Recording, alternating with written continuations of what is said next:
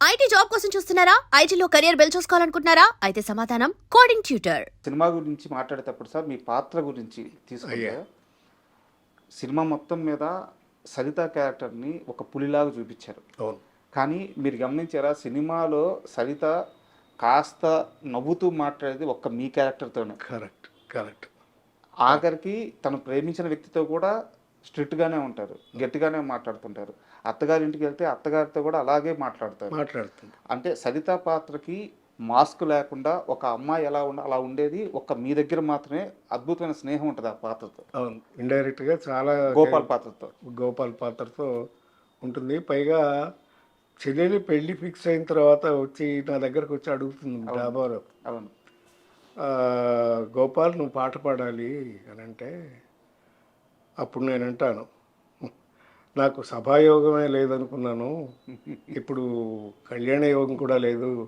అంటే నేను ప్రేమించాను, అఫ్కోర్స్ నాది వన్ సైడ్ లవ్ అనుకోండి, అయినా కూడా నాకు సభాయోగం కల్పిస్తున్నారు, నేను తప్పకుండా పాడతానని చెప్పేసి ఒప్పుకుంటాడు.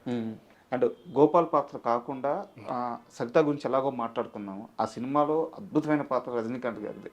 అవునండి. అంటే ఒక తాగుబోతు అన్నగా ఇంటి బాధ్యతలు పట్టించుకోకుండా జులాయిగా తిరుగుతూ ఉండే ఒక పాత్ర. బట్ అంటే ఒక సీన్ ఉంటుంది సార్, భార్య ఇంటికి తాగొస్తాడు, చెల్లెలు తిట్టి తరిమేస్తుంది, బయటికి వెళ్ళి దేవుడే ఇచ్చాడు వీధి ఒకటని పాట పాడుకుంటాడు. అయిపోయిన తరువాత అర్ధరాత్రి వచ్చి భార్యతో బిడ్డను అక్కడ వదిలేసి భార్యను తీసుకెళ్ళి లోపల గదిలో శృంగారానికి వెళ్తారు. వెళ్ళి చెల్లెలు లేచిన తర్వాత ఆ బిడ్డ ఏడుపుని లేచిన తర్వాత బయటకు వస్తే ఒక లుంగి కట్టుకొని వచ్చి నిలబడతారు రజనీకాంత్ పాత్ర.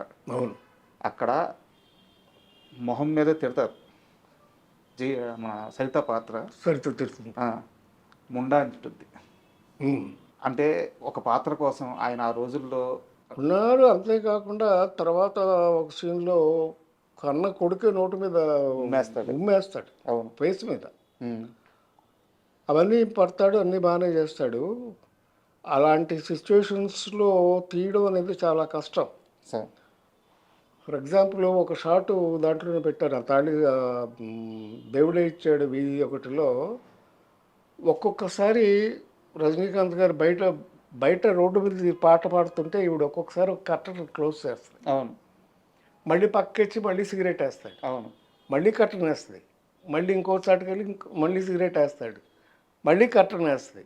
ఇలా ఒకటే షాట్ పెట్టారు ఆయన డైరెక్టర్ గారు, సింగిల్ షాట్ అది మొత్తం చేయాలి. కర్టన్ వేస్తే ఈయన సిగరెట్ పట్టాల. ఓకే, అట్లాగా దగ్గర ఒక 50 టేకులు అయ్యాయి. అబ్బా. ఎందుకంటే ఆయన సరదాగా రజనీకాంత్ చూపించాడు ఒకరోజు, సార్ ఇట్లా సిగరెట్ వేస్తుంటే బాగానే ఉంది, అయితే వాడదాం అని చెప్పి షర్ట్లో వాడాడు. అది తమిళంలో కూడా ఉండదు సిగరెట్ వేయడం. అయితే సాయంత్రం ప్యాకప్ అయిపోయింది, నెక్స్ట్ డే స్టార్ట్ చేశారు. అది నైట్ ఎఫెక్ట్, ఆ నైట్లే షూట్ చేయాలి. అందుకని 6 గంటలకు మొదలుపెట్టి రాత్రి 10 దాకా చేసేవారు. రెండో రోజు మళ్ళీ ప్యాకప్ అవుతుంది, ఇంతవరకు షార్ట్ ఓకే అవ్వాల.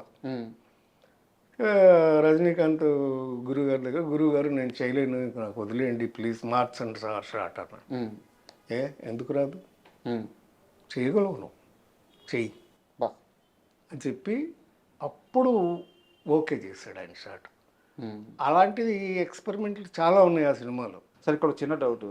యాక్చువల్గా ఆ పాటలో కానీ ఆ సినిమాలో కానీ ఆ రజనీకాంత్ సిగరెట్ ఎగరేసి పట్టుకునే ఆ స్టైలు, నిలబడే ఆ స్టైలు, దానివల్లే ఆయనకంటూ ఒక మంచి సినిమాలు రావడము, మంచి ఇమేజ్ వచ్చేసింది.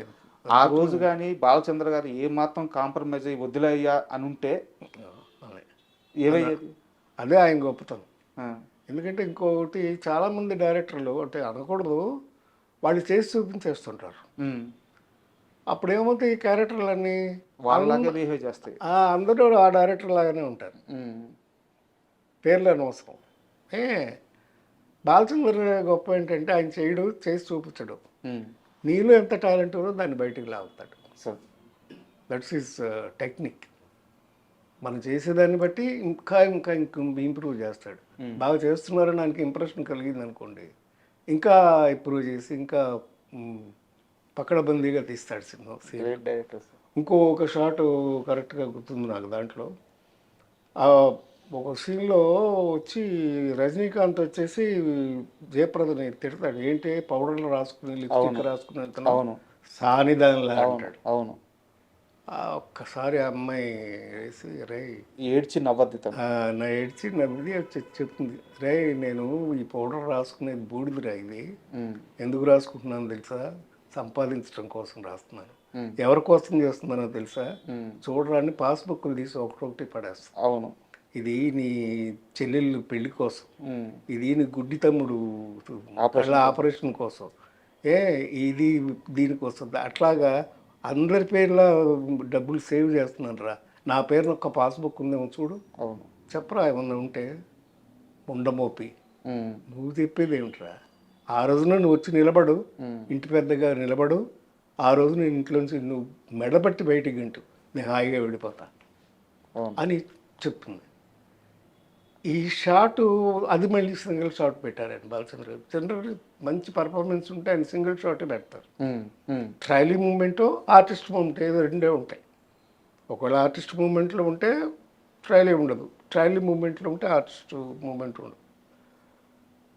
పొద్దున్నే షూటింగ్ మొదలెట్టాము మేము, అంటే అందరం ఉండాలి సెట్లోనే ఉండేవాడు, అంటే మాకు అందరికి ఫస్ట్ పిక్చర్ అందరికి సార్.